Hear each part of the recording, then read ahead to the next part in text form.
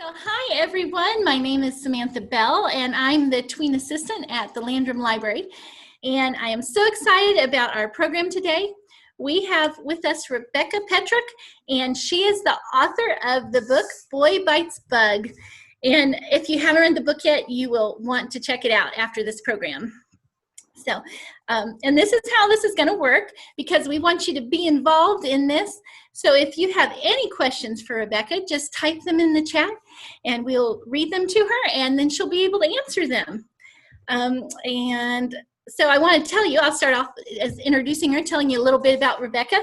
She has lived all over in Minnesota, Louisiana, Mississippi, New York, Connecticut, and even Liverpool, England. And if you know, that's where the Beatles, the music group, are from. And now she lives on the border of North Carolina, Tennessee, and Virginia, and she can drive to all 3 states within 30 minutes. And to tell you a little bit about her, when she was your age, when she was in middle school, she played softball and was a cheerleader. And in college, she became a lifeguard and played rugby. And rugby is a game sort of like football, except there's no protective gear. And it originated in England. So I imagine she probably played that when she was in Liverpool, but we can ask her about that later. And 2 of her favorite subjects are science and math. And we'll find out more about that as we talk about the book too. So we'll go ahead and get started. So Rebecca, if you would, for those who haven't read the book yet, just give us a brief summary of it and tell us more about it. Yeah. Hi, everyone. It's really nice to see you. So as Samantha said, my name is Rebecca Petruck, and this is my second book, Boy Bites Bug. And it starts when Will's best friend makes a racist comment to the new kid in school. And Will, being kind of really thrown off by the situation and not knowing how to react, he eats a live stink bug to distract from it. And unfortunately, the stink bug sprays in his mouth, and it's very, very unpleasant. So there's a lot of bug eating in the book, and I ate a lot of bugs, of course, for research, but really it's a story about friendship, old friendships, new friendships, racism, stereotypes, and kind of the unconscious biases we hold for people, whether we want to or not. And an important way to kind of counteract those things is by thinking about them. And so hopefully Boy Bites Bug is funny, but also is useful in starting conversations about the quality of your friendships and what kind of person you want to be in the world, and starting to think consciously of what kind of person you want to be, rather than just kind of reacting and doing what you see other people do. That was so good. And I heard you say in there you did lots of research. Yes. Fighting those bugs. So can you tell us more about that? Well, if I say, so in the story, he starts off eating the stink bug, but it goes from there, and he eats all kinds of things. And so if you could tell us more about that. Yeah, sure. So my research mostly started with this book called The Eat a Bug Cookbook by David George Gordon. And this book has been in publication for probably like 35 years. He's been advocating in America for eating insects routinely for a long time. And an important thing to keep in mind is that in many cultures and many countries around the world, eating insects is no big deal. It's normal, especially in Asia and Southeast Asia. You can go to markets and get tarantulas and scorpions and different kinds of worms and larvae, and it's just not a big deal. You know, Americans have gotten very kind of snobby about their food, and that's actually been a detriment to our planet. The amount of resources that insects use to grow into something that's edible and nutritious is by tons, hugely less than what it takes to raise various kinds of meats, cattle, pigs, chicken. And that doesn't mean let's not eat cows anymore. I mean, my whole first book is about beef cattle, steering toward normal. I'm a big fan of various meats, but the reality is to raise 1 pound of beef versus 1 pound of crickets, which is as much protein, you need 2,000 times more water. You need like, significantly more land. You need 2 years as opposed to 1 month. You know, so you can get the same nutrition from a cricket burger that you would from a beef burger, and it would cost significantly less in resources. So, you know, by the time all of our student viewers, you know, middle graders, by the time you're adults, you're probably going to be routinely eating insects as at least some meal replacements in your diet. And so it's good to start thinking about that now and getting used to the idea. And there's already mealworm. Oh, I'm sorry. Would a cricket burger fill you up the same as a beef burger? Would it fill you up this? So yeah. Yeah, it has the same amount of protein, which is, you know, right. And the thing with the insects is across the span of the different kinds of insects out there, you can get all of the nutrition, calories, vitamins, and minerals that you need in your diet, like without even having vegetables and meats. So insects are incredibly nutritious.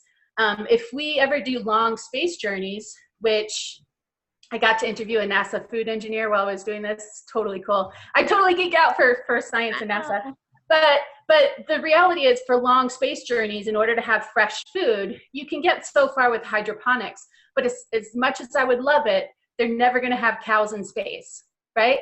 So if you want that kind of sturdy protein, like that kind of strong protein, you're going to have things like protein bars, sure, but if you want fresh food, you're going to have crickets, larvae, other different kinds of insects that you can raise in a very small space with very little water and food, and have a lot of food come out of that. The lucky thing is that a lot of these insects taste great.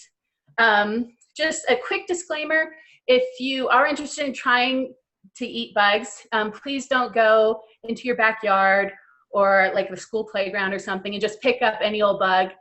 It can have, you know, pollutants from outside like pesticides or gas and things like that. You definitely want insects that have been raised for human consumption, which means right now in America, you'll mostly have to order online. So, and because for any students watching this, you definitely want your parents' permission, because some insects can cause an allergic reaction.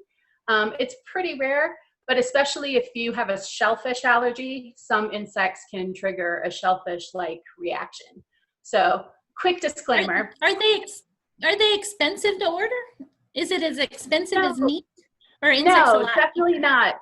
It depends. So a lot of the easy to order things will be dried insects. And unfortunately, in my opinion, the dried insects don't taste as good as fresh insects. But there are a lot of online retailers for ordering fresh insects. When I was first researching, I ordered live crickets and live waxworms. And the crickets arrived in this little tube, and they were just chirping away in there. And my postman drove up, and he just handed it out the window like it was no big deal. No comments, nothing. I was like, okay. And the waxworms just arrived in this little, you know, tub of sawdust, and they're crawling around in there, and they look like maggots. You know, they're kind of larvae. And so, you know, for a first time, there was a reason I picked those. One, crickets are called kind of like the beginner's insect, because they're mostly just crunchy. They don't have a strong taste. And so you'll often see crickets prepared like potato chips, like sour cream and onion crickets or barbecue crickets. So they're mostly just crunchy, and they're easy to get by the idea of, I'm eating an insect. And then the waxworms, any kind of larva is going to be the most flavorful insect, because if you think about it, a larva is something that's getting ready to transform. So it's packing on a lot of energy, a lot of calories, and a lot of fat. And the flavors in our food mostly come from fats. So when you think about that, that's, you know, a larva is packing in as much as it can before it you know, depending on the type, you know, makes a cocoon and has a metamorphosis. So they tend to be the most flavorful. And to me, all the ones I've tried have tasted like some kind of nut, like a macadamia nut, a walnut, you know, something like that. They have a very nutty flavor. So the thing about, you know, the idea of eating insects, at first, of course, I was kind of like, ah, it's bug eating. I was just about to ask that. Intellectually, I was like, you know, intellectually, I was like, this is good for the planet. I totally understand why this is a good thing to do. I'm on board. But, you know, there's that little unconscious part of yourself that's going, it's a bug. But then once I tried bugs, I was like, oh, this is fine. It's no big deal. I made cricket tacos for my very first meal. And then I had white chocolate and waxworm cookies for a treat. And both were great. I had also ordered earthworm jerky, and that was not great. Oh, look, it was not great. Yeah, quite a lot. Like, I had written that scene before the earthworm jerky had arrived, and it was a very mild scene. And then I ate the earthworm jerky, and I was like, oh, no. This is going to be a very different scene. So it changed a lot of the book, too. And so that's one of the things I love about research is we can do a lot we can learn a lot from online. And that's great. It's incredibly useful. But one of the things I love most about research is getting to interview people, getting to do things. You know, for my first book, Steering Toward Normal, which revolves around showing beef cattle at this county and state fair, I went to 4 different state fairs. I interviewed all sorts of 4-H and FFA students. I went to a dairy farm, you know, I petted baby cows, you know, so I love all of that stuff. And with Boy Bites Bug, it was different because I was getting insects, but I also got to interview a lot of different kind of people and cool people. So I think I kind of got way off track. Well, that's okay. How did you get the idea to do insect eating? How did you get that idea? Yeah, so I was reading National Geographic, which is a great magazine. I love it. And they had just a one-pager about a recent United Nations recommendation that we as a global population start eating more bugs. The reality is we have about 7 billion people on the planet now, and we already don't feed a lot of them.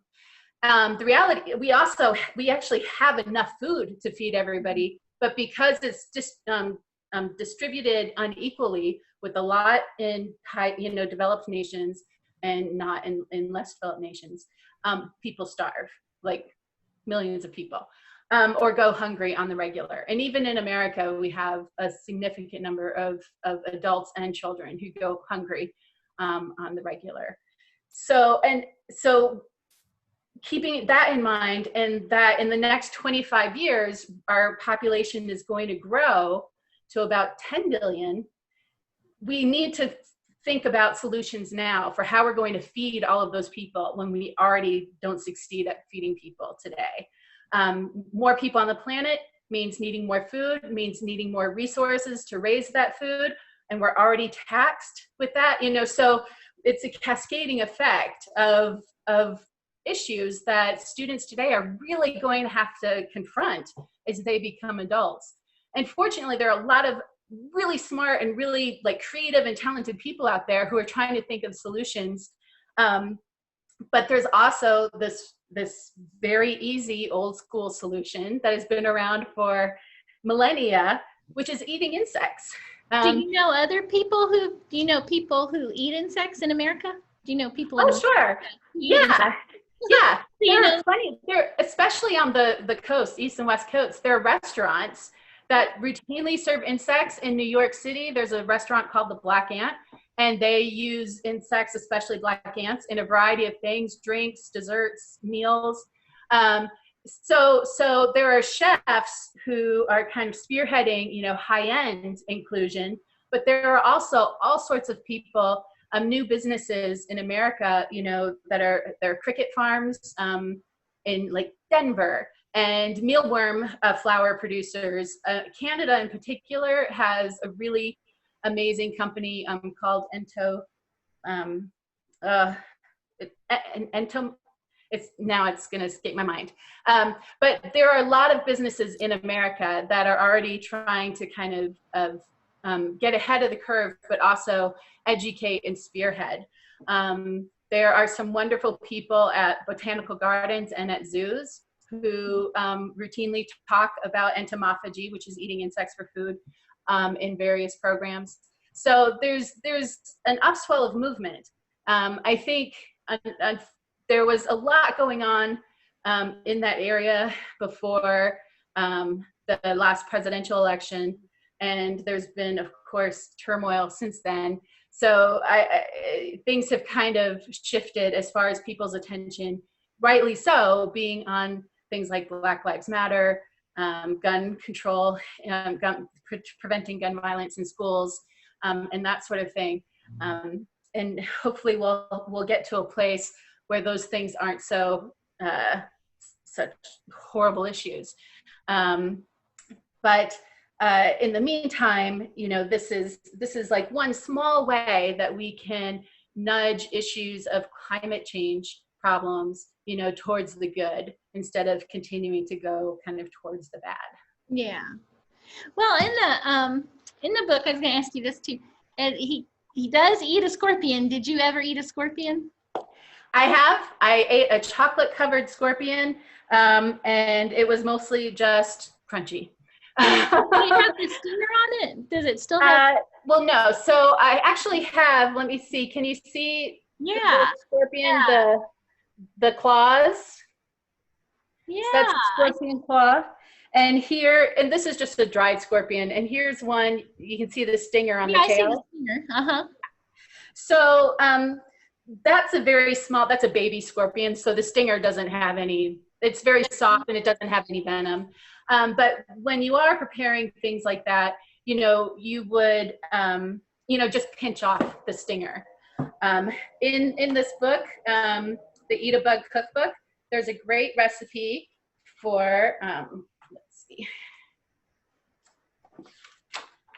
I can get it. Something called scorpion scallopine.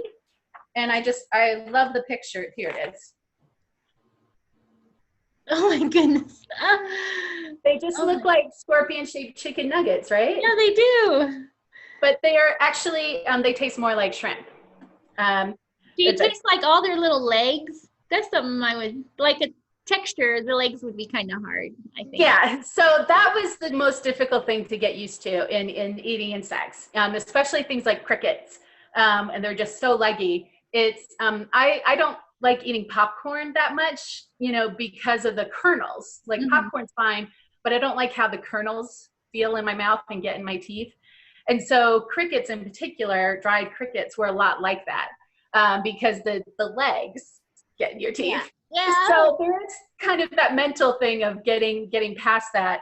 I've eaten, you know, this is another one. This is a diving beetle, and they're pretty big. Let me see if, so that's a diving beetle. You can see how shiny it is. I don't know if you'll be able to see the legs. Yeah, they're kind of tucked in. Yeah, they're tucked in. So this thing is basically all shell with a bad aftertaste, in my opinion. So that wasn't my favorite one to eat. If you would like to see me taste test that, I have a YouTube video that I taste tested the diving beetle, mopane worms, and termites. And I'll eat some termites for you today.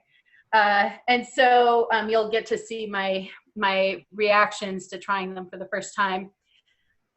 Something I like to remind students is, you know, just like how there are some foods you like and some foods you don't like, it'll be the same for insects. So I don't like cucumber, I don't like eggplant, I don't like cream cheese, but that doesn't mean I don't eat any cheeses and I don't eat any vegetables, or I don't eat, you know. So with insects, you know, if you try one and you don't like it, then that's just an insect you don't like. Please do try others until you find the ones that you do like.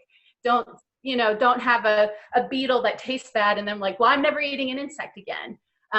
Because you'll find something eventually that you do like. Do you think it, some things are an acquired taste? Like it took me a long time to get used to coffee, but now I like coffee a lot. So do you find that with some, you just have to eat them several times and then you like them, or you just Well, kind of can? I think some of it is getting used to, like, so this is bee pollen, which is a very strong taste. It is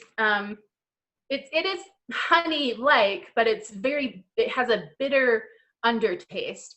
And it's amazing. I love it on vanilla ice cream or in plain yogurt.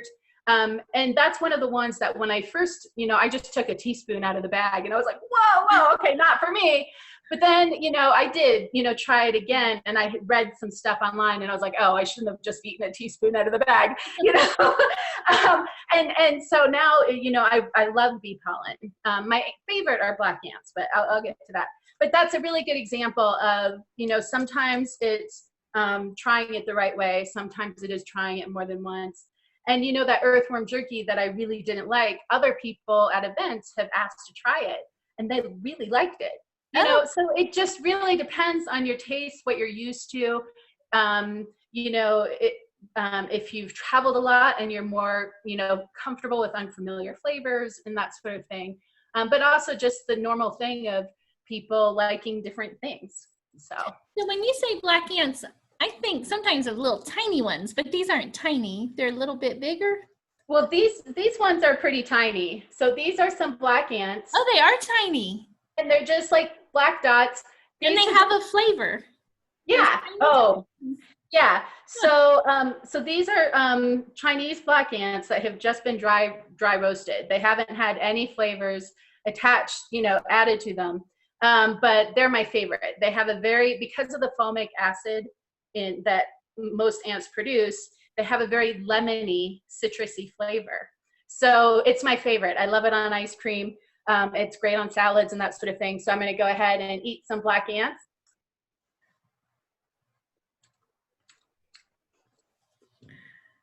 Yeah, good stuff.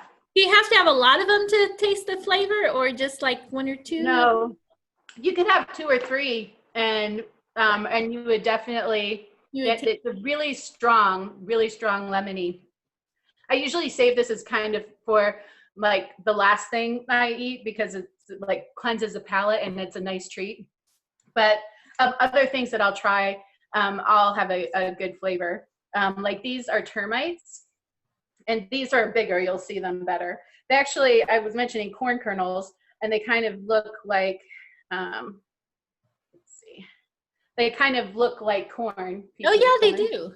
Yeah, and so these, and they're all dried up too. Those are dry. These are just dry roasted. They haven't been flavored at all. And these taste like Gruyere cheese. So it's really, or is it Munster? No, it's Gruyere cheese. And so that's one of the fun things about insects. When I do school visits, I talk about the different, I have this chart of the different flavors. So like tarantula tastes like crab, and stink bugs taste like apple, and crickets taste like potato chips, ants taste like lemon, that sort of thing. So I do a whole list, and then we make a recipe at the end.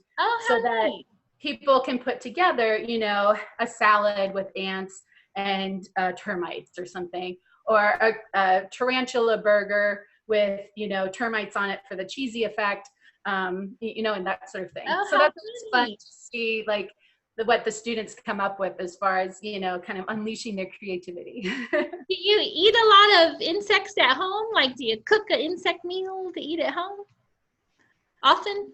Not anymore. Mostly just because it's something I have to order online. Right. So I haven't made it routine. And especially, with the book having been out a while, I've fallen out of the habit. I do try to always get some fresh insects, a couple times a year, and try new things. And that's why, like, there's that video I mentioned of trying the new, new to me insects. Yeah. Just so students can see, it's trial and error. And but yeah, no, I've definitely fallen out of the habit. But so when you were writing the book, did you know which insects you were going to include, or you waited to taste them and then add them in, or how did? No, So that would be part of of your it, research, I guess, right? And your planning. yeah, part of it was research, you know, using the cookbook, but also, you know, so Will is the main character, and he's in Minnesota. He's always been in Minnesota. He's never traveled. He's, you know, just kind of, you know, in farm country. He's a lot like my cousins, you know, just, you know, a nice white boy. And but you know, where my family is from, it's farm country, and so there has been a growth in migrant workers who have settled.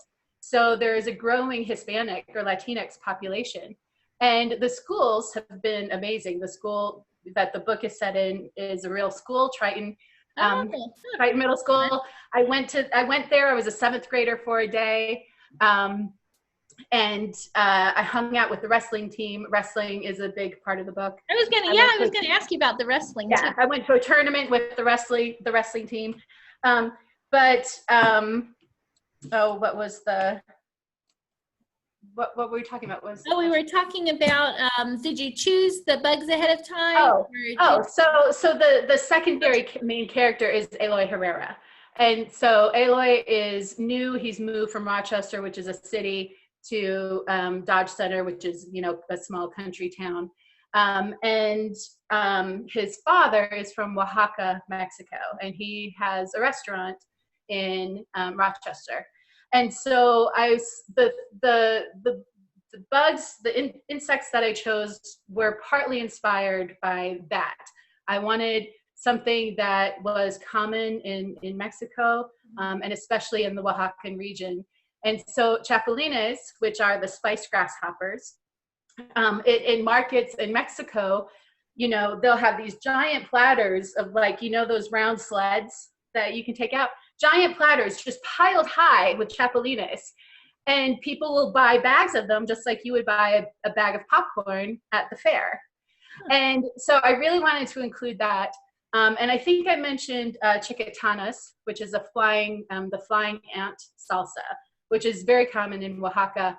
It's seasonal when the flying ants, you know, come out in the spring. You know, they make this kind of salsa-like thing called chicatanas. And part of it was motivated by, you know, what I needed for the plot. You know, they don't actually eat crickets until I think the end of the book, because there's an incident that happens with live crickets. Lots of incidents. That was a great part. That was so good. I don't want to spoil it. I could just imagine it. Yes, yeah. I was picturing it in my head the whole time, thinking, oh my God. Even though that's usually what I do for a reading, if we do a reading. But yeah, so a lot of it was just kind of what I needed for the story, but also choosing insects that were common for the region. You know, Eloy's family being from Oaxaca, Mexico, and his mom's family being from Honduras.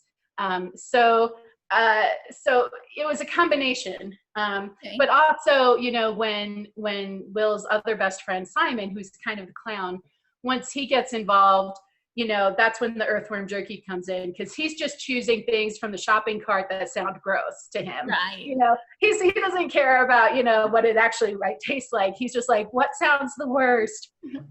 So it's a little mix of both. And so you mentioned the wrestling, and I was going to ask you about that, because you go into, there's a lot of detail about wrestling, and I've never actually known a wrestler, even in school. And so what's your connection with the wrestling? Did you, people in your family wrestlers, or? Well, some of my cousins, like who especially went to Triton, all 3 cousins wrestled at one point. But it was, wrestling is a pretty big sport in the Midwest. You know, you don't see it as much on the coast, but you know, especially in the Midwest, it's, you know, football, basketball, baseball, and wrestling.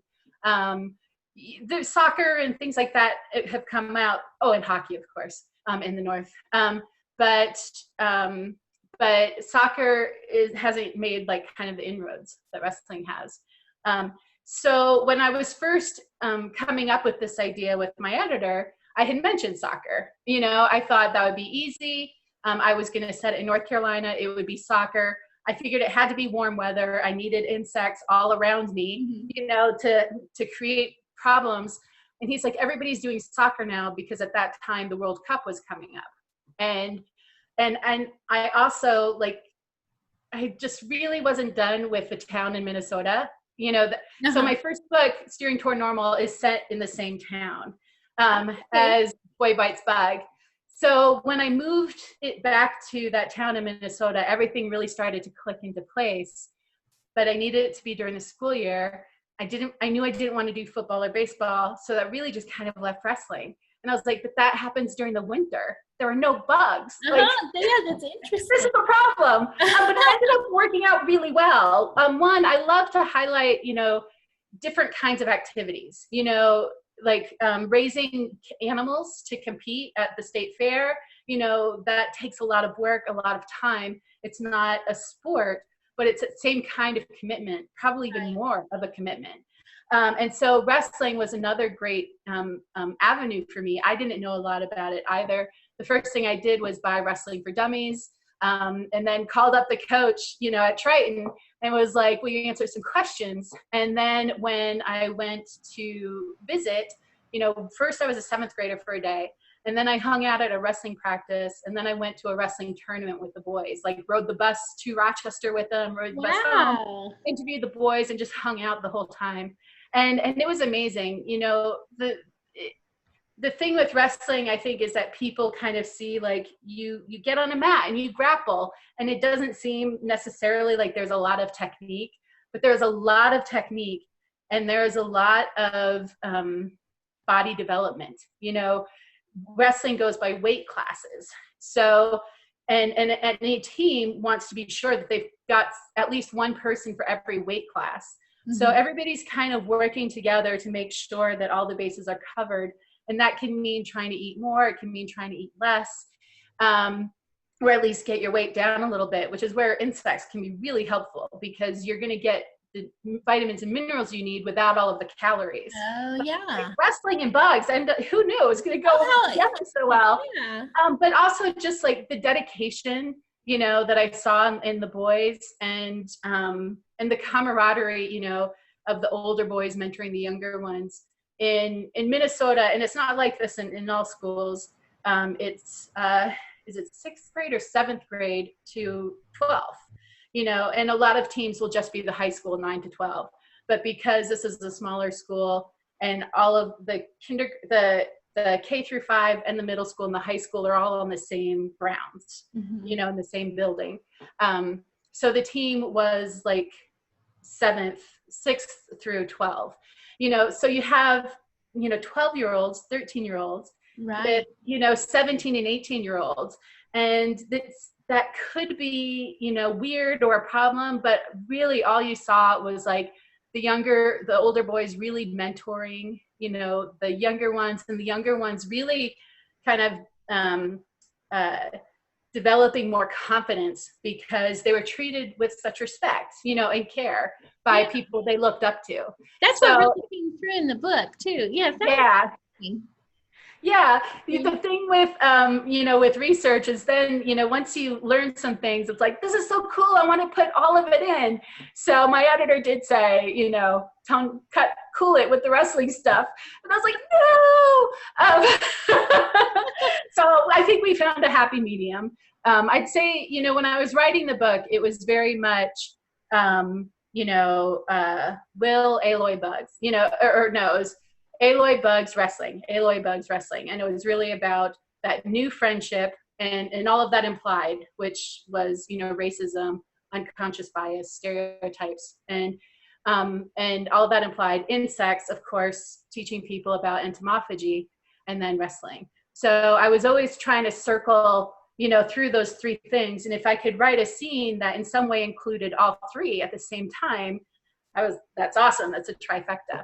But that's kind of how, the writer, how the writer brain has to work. It's what's helping the story, and what are my main elements, so that I don't it's really easy for me, because I love research, to just kind of go off on tangents that don't help. So, and one of my first drafts, my editor didn't even make notes. He just sent it back with a bullet pointed list of the 11 things that were going on in the story. It's just like, these are the 11 things going on. And I was like, okay. So it was after that, I was like, all right, what is the story? And it was like, and that's when I came up with Aloy Bugs Wrestling. And so then you had to go through that list of 11 things and cut some of them out, right? Is that what you did, kind of? Yeah, exactly. Well, and it just helped me change the focus. I think that first draft, and this is normal for early drafts, is I still wasn't 100% sure where the story was. And so I was kind of a little bit all over the place because I was still exploring. And that's perfectly normal, you know? It's good. You know, it's good to kind of put everything out there. I call those the kitchen sink drafts, so that I can see what's good or what's useful and what isn't. So you just wrote the whole thing, the whole first draft. Got the whole thing. Okay. Yeah. I mean, I've written, for Boy Bites Bug, I wrote it beginning to end 10 times. And the very first draft is wildly different for what ended up being published, like a lot.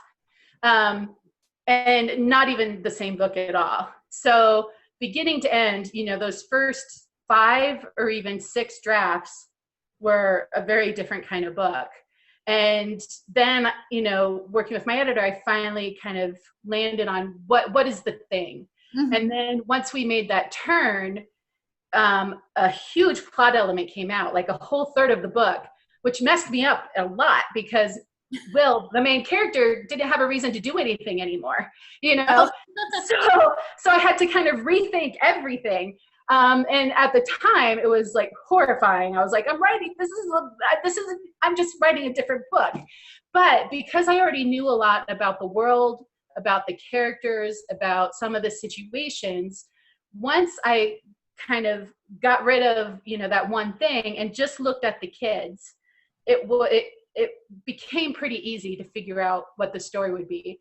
You know, I was drawn to it for bug eating because it's important for our planet and it's good for our bodies, but also bug eating, it's funny, right? For middle grade, it's funny. It's really cool. Middle grade. But that's not a story, that's a situation. Mm-hmm. And so for the story for the kids, of course, it's going to be either relating to your peers, you know, the friends that you have or don't, dealing with classroom issues or dealing with out of classroom issues, you know, and part of what my editor had me take out was an out of classroom issue with a family situation, which was a lot of adults having problems and it trickling down to the kids. And he was right. So once I just looked at the kids, I was like, well, then it's friends. It's about friends. And a friend who is problematic because he's repeating not nice things that he's heard from, you know, from his family. And this new friendship that becomes incredibly important to Will, not only because, you know, Will, you know, learns things about another culture. Like it's not about that at all. Aloy's just a cool kid and Will has respect for him. Aloy, you know, because he is a person of color in a mostly white state, he has a perspective that most white kids don't have. And he wasn't trying to, you know, teach Will anything. He's not there to teach Will anything. He's just there to get by and make a new friend. And he likes Will. Will's a nice kid. He's funny, you know. So Aloy approaches Will and they're meant to be friends. They were always meant to be friends. But because of that, it challenges Will's friendship, you know, older friendship with Daryl, who has, you know, these negative ideas that need to be challenged. But that's really hard for someone like Will, who is loyal, you know. It's like, I've known Daryl since I can remember. So it's really hard finding those balances. And I think especially for modern students, and especially in middle grade, you know, you have to have those conversations on the regular because, you know, they're growing up in a much more diverse world and just much more education about it, which is amazing. That's wonderful. That's exactly what should be happening. But there's also still major problems, with the fact that Black men are still routinely murdered by police or vigilantes is outrageous in our modern society and heartbreaking. And so having conversations with kids now, when they tend to be more willing to consider new ideas, is how we're going to have a better future. I mean, as adults, we need to make those changes too. But I really feel like, we also need to talk with kids so that from the ground up, they are thinking, what is my place in the world? What kind of person do I want to be in the world? What do I consider fair and just? What am I okay with letting slide, and what am I okay with not letting slide? And really like consciously thinking about those things. And so that was really my goal with Boy Bites Bug. I mean, of course, bug eating is funny, but the goal for the story was to encourage kids to start asking those questions and to give them some kind of framework for how to approach it and how to think about it. So I hope we accomplished. Yeah. And I think the character of Daryl is very interesting, especially at the end, because you're thinking, is it going to end, a perfect little wrapped up ending, but it didn't quite. And I don't want to give away the ending, but his character was that he gave hints of change, but not all the way. So I thought that was really neat. How he evolved. I didn't want it to be unreal. It's really hard to change. Like there are certain personality types, and I can be like this too. We all can be like this, where if we get called out for bad behavior, sometimes we totally get it and we are fine with just apologizing and changing that behavior. But sometimes it makes us feel embarrassed. Right. And that makes us feel defensive, and that's normal too. Yeah. But the goal is to kind of get past those emotions and have a learning, learn something from it. And so for me, I didn't need Daryl to, suddenly be a better person, or to suddenly understand what he did was wrong. I did need to leave the door open for him. I'm a big fan of leaving the door open for people, if they're willing to make some kind of adjustments or concessions. And for Daryl, he starts to see it, but he does feel embarrassed and defensive and rejected, and once you start feeling rejected, it's kind of hard to come out of that loop of blame and accusation and that sort of thing, and just, take that step back and say, what, am I okay that I said that? Is that the hill I want to die on? And if he could get to that point in his head, like, is this the hill I'm dying on? That, Aloy is a Mexican, and saying it in a derogatory way, as opposed to he really is from Mexico. And that was a conscious choice. I made a point of not using any slurs. I refused to use any slurs. It was all about how Daryl said it, so that you knew he intended. Right. Yeah, you didn't need it. Yeah, it didn't need that. It all came across that. I couldn't do it. I wasn't going to repeat anything. Right. And that was on purpose. And so if Daryl, getting past his feelings of embarrassment and rejection, would look at it and say, is this a hill I'm going to die on? It wouldn't be. He's not like, he's not a far right, white supremacist. He's just a kid who has heard things, probably from relatives, probably on TV. If his family watches a lot of certain channels, he's absorbed things unconsciously, and he's repeated them. And that's very normal for kids all over, students all over, the US. And the challenge for students, for their teachers and for their family members, is to help them kind of see things that they've accepted as true without challenging. Mm-hmm. And then can think about how to challenge or address some of those things. I mean, the reality is, we're all racist in some way. We all have prejudices of some kind. We all have beliefs that are completely untrue about different cultures. We can't help it. We've absorbed so much from culture, from people around us. But the work of us as a people, and especially white people, but for everybody too, is to, become aware of some of those things and think about them, and often just thinking about it is like, oh yeah, that's not the hill for me. That's not my hill. I'm fine with letting this one go, right? And so that's what that's who Daryl embodies for me. Yeah. In the book. So when you said you wrote like a lot of drafts, 4 or 5 drafts, or 6 at the start, how long did it take you to write the whole book from start to where you revised, and you're finished?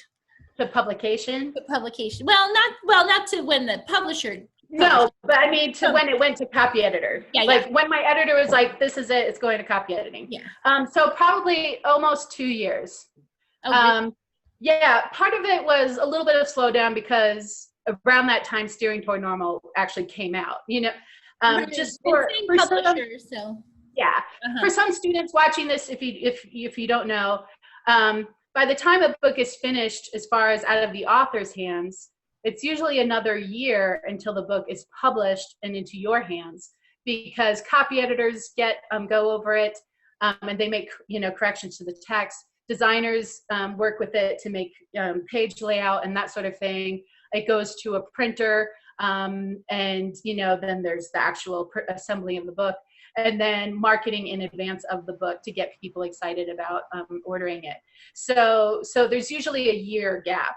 So I had started Bug before Steering came out, and then Steering came out, which required some of my attention in a good way. So it was about 2 years. And it was fine. For each draft, especially early drafts, it can take me about 2 months, 2 or 3 months to write. A middle grade novel is usually about 50,000 words. And this one, is a little less than 50,000 words. So about 2 or 3 months for early drafts, because they tend to be faster.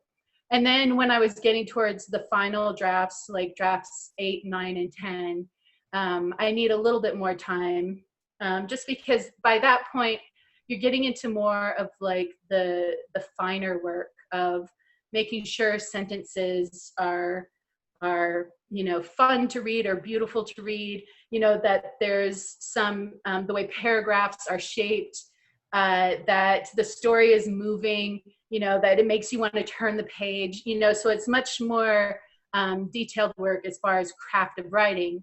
Whereas earlier drafts are much more about just the story, getting the story along.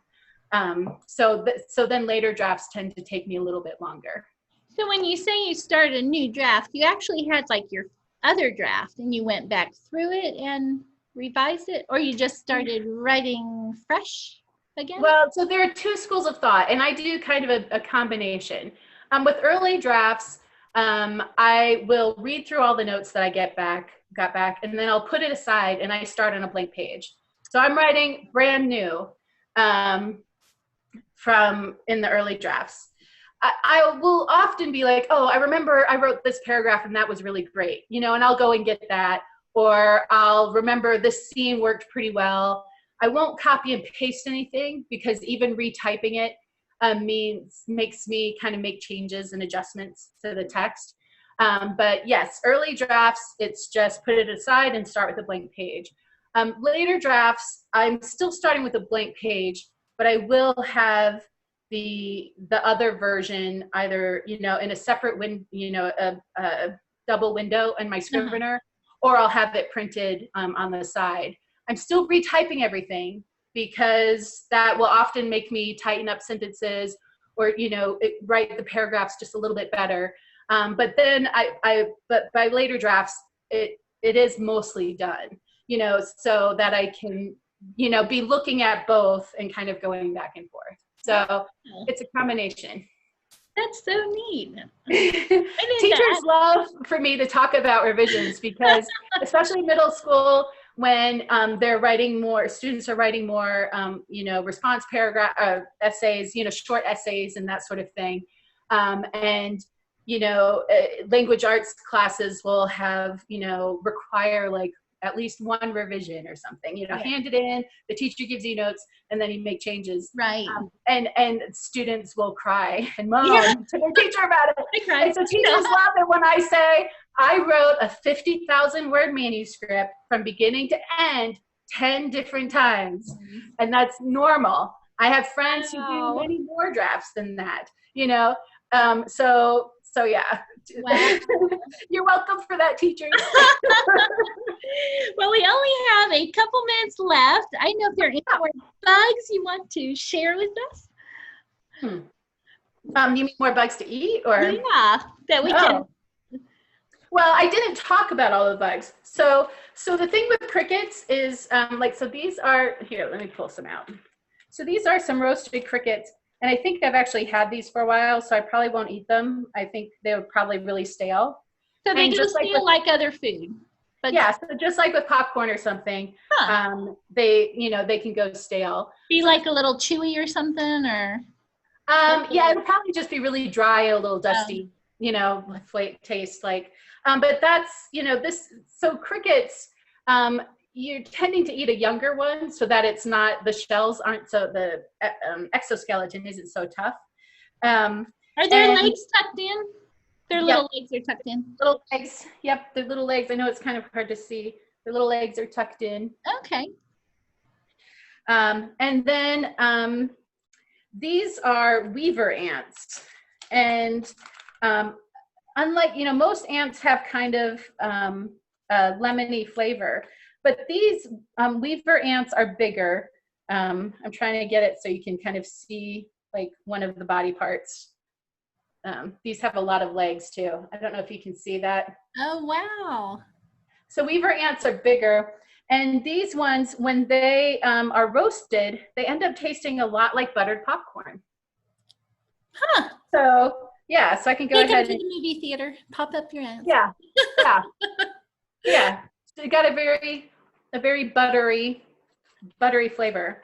I got a lot of legs in that handful, so that's why. Because of what they eat, maybe gives them the different flavors. Maybe, I don't know.